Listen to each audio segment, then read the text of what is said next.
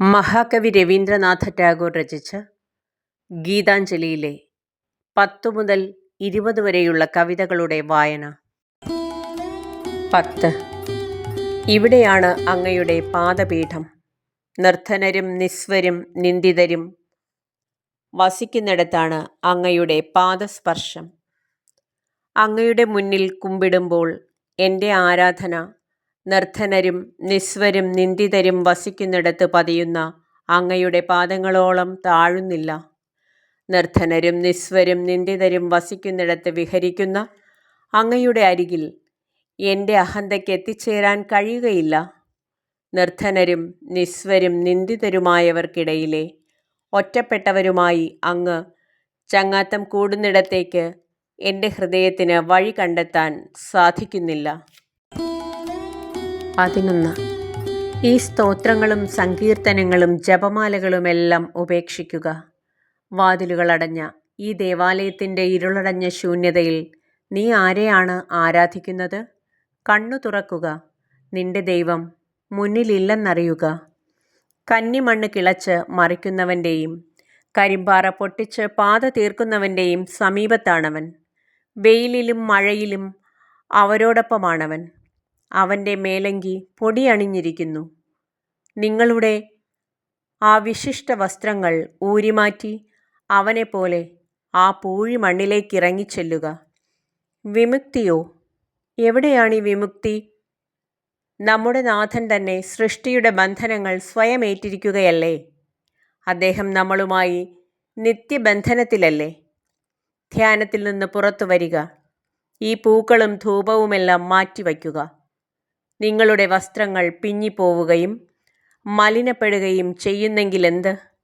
അധ്വാനഭാരത്താൽ നെറ്റിത്തടത്തിൽ പൊടിയുന്ന വേർപ്പിലൂടെ അവനോടൊപ്പം നിലകൊള്ളുക. 12. എൻ്റെ യാത്ര ദീർഘവും പാത നീണ്ടതുമാണ്. ആദ്യ വെളിച്ചത്തിൻ്റെ രഥത്തിലേറി അനേകം നക്ഷത്രങ്ങളിലും ഗ്രഹങ്ങളിലും എൻ്റെ തേരടയാളം വീഴ്ത്തി ലോകലോകാന്തരങ്ങളിൽ ഞാൻ സഞ്ചരിച്ചു. ഏറ്റവും വിദൂര പഥമാണ് എനിക്ക് ഏറ്റവും സമീപസ്ഥം. ഒരു രാഗത്തിൻ്റെ പരമലാളിത്യത്തിലേക്ക് നയിക്കുന്ന ശിക്ഷണമാണ് ഏറ്റവും സങ്കീർണം. അപരിചിത വാതിലുകൾ എത്ര മുട്ടിയിട്ടു വേണം യാത്രികന് തൻ്റെ സ്വന്ത വീടണയുവാൻ? പുറം ലോകങ്ങളിൽ എത്ര അലഞ്ഞിട്ടു വേണം ഒടുവിൽ ഉള്ളിലെ ദേവാലയമണയുവാൻ? കണ്ണുകളടച്ച് ഇതാ അങ്ങ് ഇവിടെ എന്നു പറയുന്നതിനു മുമ്പ് എൻ്റെ ദൃഷ്ടികൾ അകലങ്ങളിലെല്ലാം അലഞ്ഞു കഴിഞ്ഞു. ഹാ, എവിടെ എന്ന പ്രലപനവും ചോദ്യവും 1000 നീരുറവുകളുടെ കണ്ണീരിൽ അലിഞ്ഞു ചേർന്ന് അതെ ഞാനിവിടെ എന്നൊരു വാഗ്ദാനത്തിൽ ലോകത്തെ മൂടുന്നു. 13. പാടണമെന്നോർത്ത ഗാനം ഇന്നോളവും ഞാൻ പാടിയില്ലല്ലോ. വാദ്യോപകരണത്തിൻ്റെ തന്ത്രികൾ മുറുക്കിയും അഴിച്ചും ഞാൻ എൻ്റെ ദിവസങ്ങൾ ചെലവഴിച്ചല്ലോ. ഇനിയും ആ മുഹൂർത്തം സമാഗതമായില്ല. വാക്കുകൾ ചിട്ടപ്പെടുത്തിയില്ല. എൻ്റെ ഉള്ളിൽ ആ കാമനയുടെ കഥനം മാത്രം ബാക്കിയായല്ലോ. പൂമൊട്ട് വിരിഞ്ഞില്ല. നെടുവീർപ്പിട്ടിട്ട് കാറ്റു കടന്നു പോകുന്നെന്നു മാത്രം. ഞാൻ അദ്ദേഹത്തിൻ്റെ മുഖം കണ്ടിട്ടില്ല. ആ സ്വരം കേട്ടിട്ടുമില്ല. വീടിനു മുന്നിലെ വീഥിയിൽ അദ്ദേഹത്തിൻ്റെ പദചലനം ഞാൻ കേട്ടിട്ടുണ്ടെന്നു മാത്രം. അദ്ദേഹത്തിനു വേണ്ടി ഈ പീഠമൊരുക്കി പകൽ മുഴുവൻ കഴിഞ്ഞുവല്ലോ. ദീപം തെളിച്ചില്ല. അദ്ദേഹത്തെ വീട്ടിനുള്ളിലേക്ക് ക്ഷണിക്കാൻ എനിക്കാവുകയില്ല. അദ്ദേഹത്തെ കണ്ടുമുട്ടുമെന്ന പ്രതീക്ഷയിലാണ് എൻ്റെ ജീവിതം തന്നെ. ഇനിയും ആ സമാഗമം സഫലമായിട്ടില്ലെന്നു മാത്രം. 14.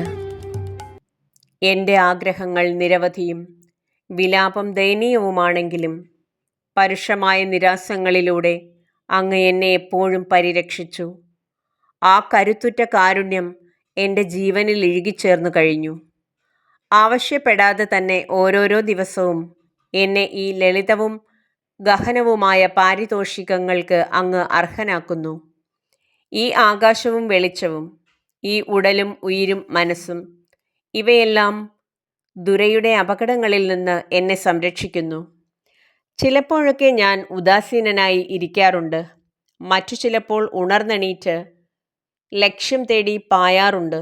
പക്ഷേ എൻ്റെ മുമ്പിൽ നിന്ന് അങ്ങ് നിഷ്കരുണം മാഞ്ഞുകളയുന്നു. ഓരോ ദിവസവും നിരന്തര നിരാസത്തിലൂടെ സമ്പൂർണ്ണ സ്വീകാരത്തിന് അങ്ങ് എന്നെ അർഹനാക്കി തീർക്കുന്നു.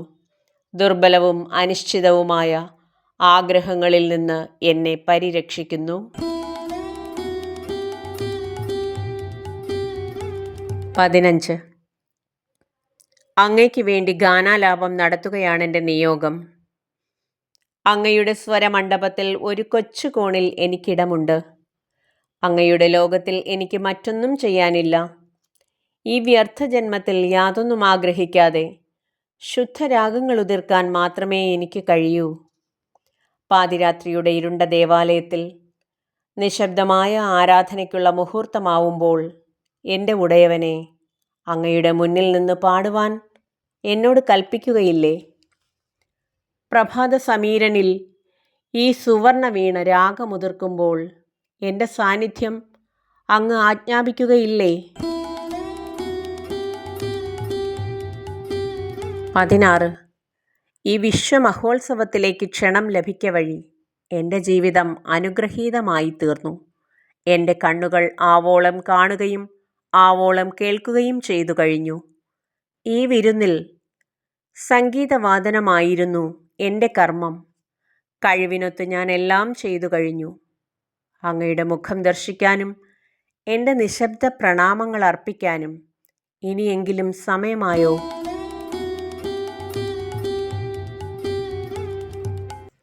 17. അവസാനം എന്നെ തന്നെ പ്രേമവായ്പോടെ അവിടുത്തെ കൈകളിൽ ഏൽപ്പിച്ചു കൊടുക്കാൻ വേണ്ടി മാത്രം ഞാൻ കാത്തിരിക്കുന്നു.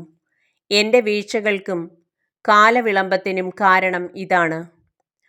അവർ അവരുടെ നിയമങ്ങളും ശാസനങ്ങളുമായി എന്നെ ബന്ധിക്കാൻ വരുന്നു.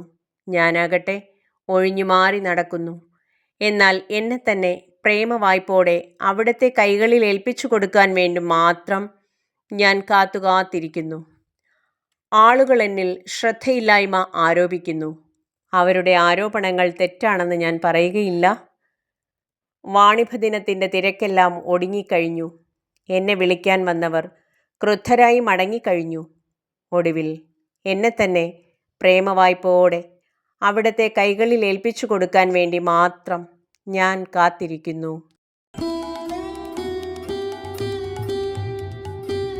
18. മേഘത്തിനുമേൽ മേഘം മൂടി ഇരുൾ നിറയുന്നു. ഹാ പ്രേമമേ, ഒറ്റയ്ക്ക് എന്നെ എന്തിനാണ് പുറം വാതിലിലിങ്ങനെ കാത്തു നിർത്തുന്നത്? അപരാഹ്നത്തിൻ്റെ തിരക്കാർന്ന നിമിഷങ്ങളിൽ ഞാൻ ആൾക്കൂട്ടത്തിലായിരിക്കും.